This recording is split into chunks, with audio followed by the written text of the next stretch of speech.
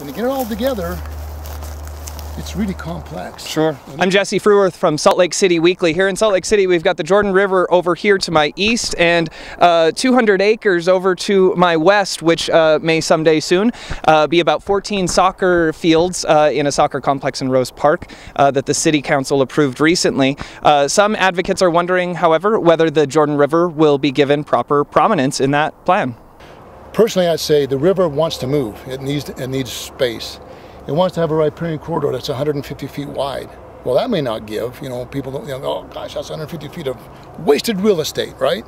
This is one of the few places where it's not developed yet. It's not like we got to condemn property. We got to do some really serious things to private property owners or even, businesses or whatever. So we're going for a fraction of the cost of any other place to restore the river back to its natural condition. These few places down through Rose Park and some places even in Salt Lake and a few places between Murray and say Bluffdale, there's a few places if you look on it that have the ability to do that. Now, this is a place that's public property. This is really, really easy if the state said, oh, okay, we can do that because it's not going to be much expense to do it. Now, if it's private property owned by a developer down in Murray or Bluffdale, they're going to go, okay, let me do my calculation. No, I'm going to lose $5 million in my development. So, you see what I'm saying? So, this, to me, has much more opportunity to the public because it's way less expensive. You've already got the land, so it's way, way less expensive.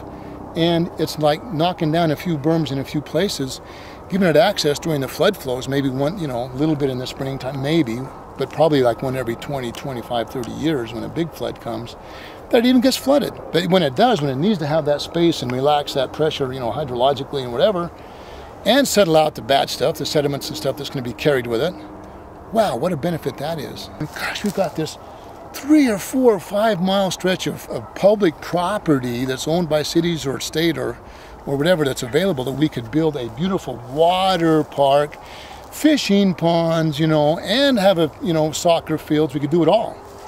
And that's what I would advocate for. They're not necessarily mutually exclusive until you build on it. From what you've seen of the city's plans, do you feel like they mirror your vision? Say I don't mind having a soccer field. My kids play soccer.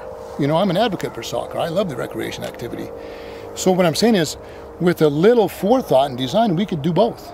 We could do both with relatively little impact to the use of a soccer field.